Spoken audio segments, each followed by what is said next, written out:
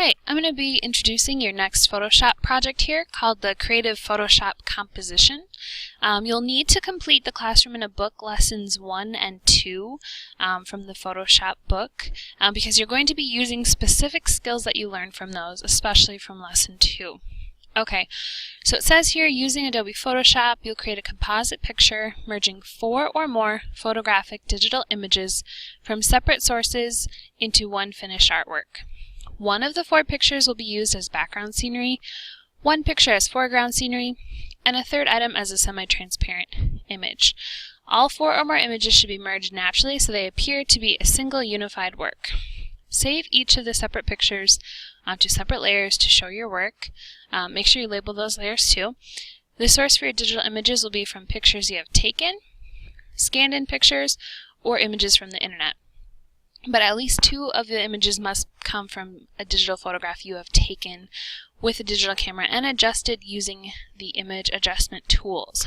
So that should be pretty easy to do because you've just completed your contact sheet after a photo shoot, which you had to have 6 images on there that you had to adjust all of them.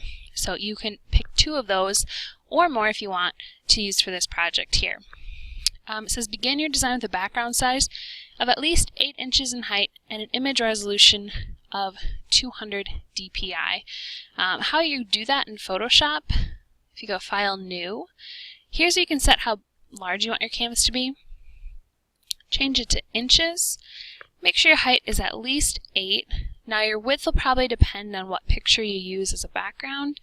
I'll just do 10, that's common. But you want to pay close attention to the resolution here. If you are producing something only for web display, 72 pixels per inch is perfectly large enough to be seen well on a screen. But we're going to be creating our work as if we are going to print it. Not that we are going to print much in this class, but we want to work with a resolution of 200 to 300 pixels per inch. Okay, so hit OK and you got a new blank canvas to start on. These are some possible websites that have some good background pictures or some free photos that you can use. And obviously you can just Google search some images too. So here are the requirements for this. First I'm going to show you some student examples and then we'll go through the requirements a little more specifically. This was done by a student last year. She did a very nice job, especially incorporating her objects in with the very convincing shadows coming from the angle off the light source. So she added a deer, she's got some wolves, looks like they're hunting the deer, and then another dog here up front. Okay, and then she used her words, thrill of the hunt. Very attractive composition, she's got a good border, convincing composite of images there.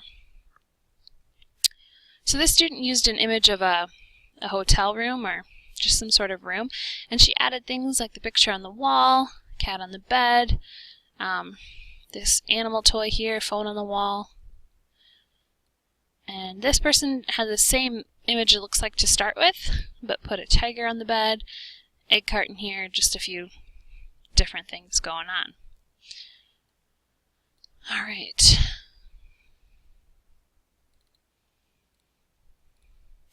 So, here's the requirements. Realistic selection and merger of 4 or more pictures onto separate layers. So just like you worked on with the Baldi altar mat and the couple on a beach, you are selecting pictures to put them together to make it look like one scene. So keep in mind, if something is sitting on a surface, it should probably have a shadow. Keep in mind where that light source is coming from, how realistic the shadow looks, and how big each of your objects are depending on where you place them. So pay attention to those things. Use of layer mask to get rid of unwanted background. So remember the layer mask was simply, open up my example here. I have a lot of layer masks going on here for these different images when I painted out different parts. So right down there, that's your layer mask. So that's when you're painting out the background a little more closely. Make sure 2 of the pictures are taken by you. Change of opacity on one of the pictures. Okay, so here's my example here. To change opacity of something, let's say this boat guy, since he is way down there and a little more off in the distance, he might look a little hazy. He could be a little more opaque. Another good way to do this would be put a bird in the sky. Because it's hazy up in the sky, you could reduce the opacity. But remember, that's just a slider right here. And you don't have to make him completely invisible. If it's a bird in the sky, you might go a little more. But just reducing that opacity a little bit kind of makes him look like he's a little hazier off in the distance.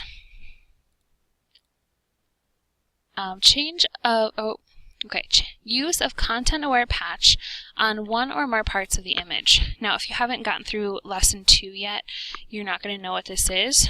So make sure you do go through lesson 2 so that you know. But I'm going to show you an example here really quick. These are the images I started with. You can see this was my background image. I added in this bridge, this volleyball player, my brother-in-law playing baseball. Here's a little kayak guy, and here's that little creature guy. And so I did use all pictures that I had taken to merge them into this composite image.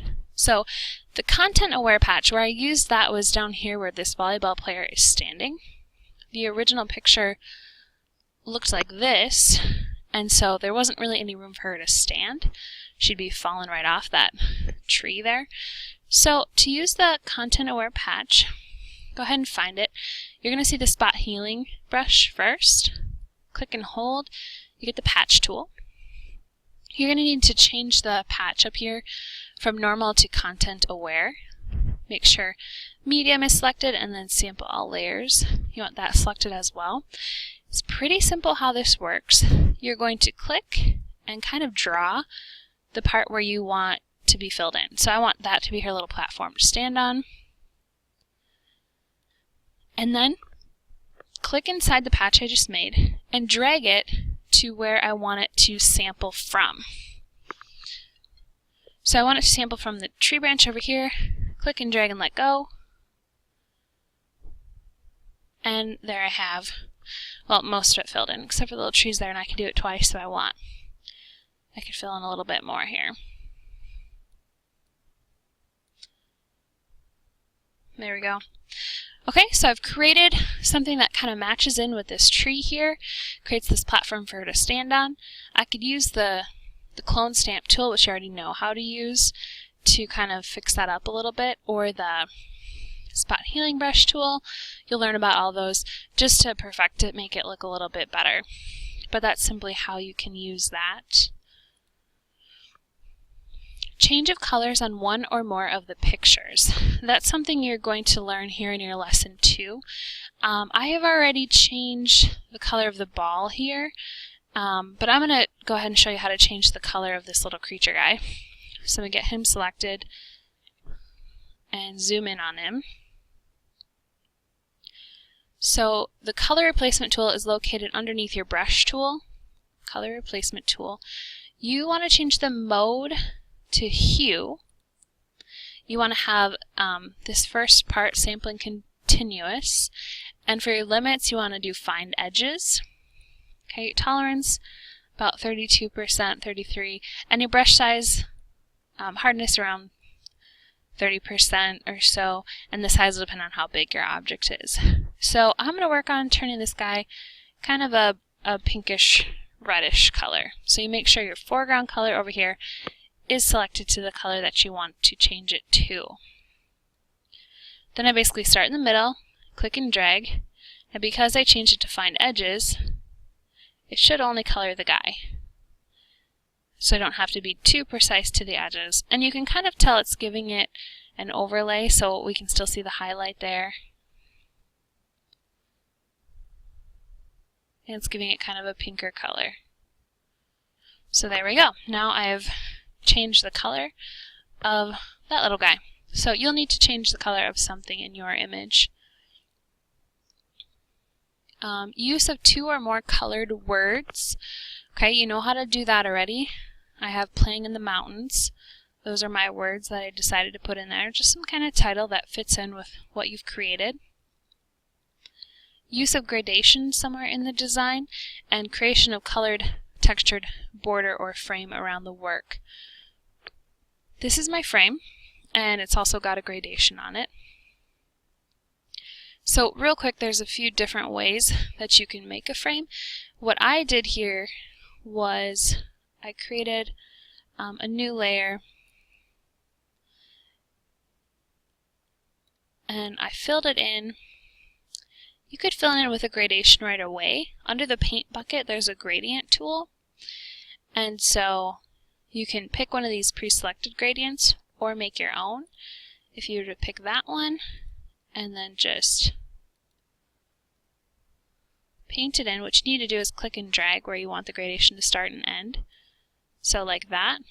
Now I have a gradation in there. And I could do any colors I wanted. But what I did was then I copied that layer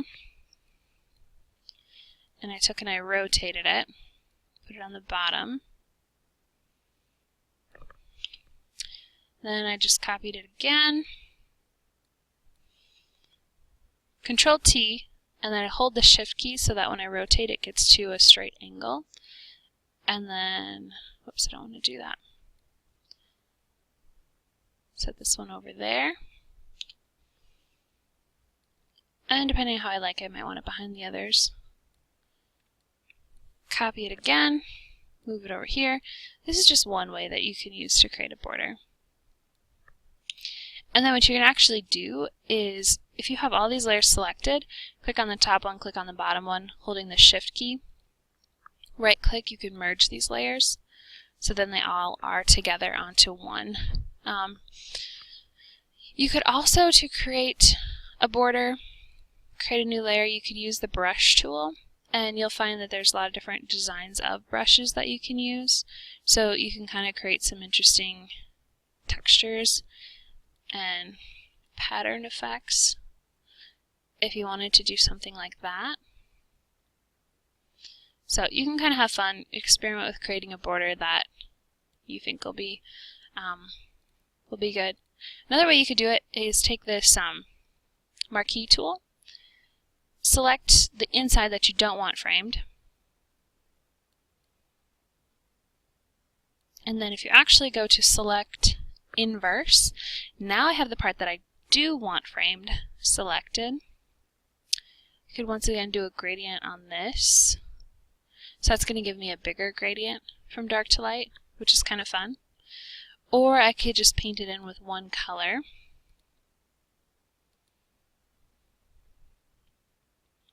Get rid of my gradient first. And then I could go into the effects and I could do like a bevel and emboss on it.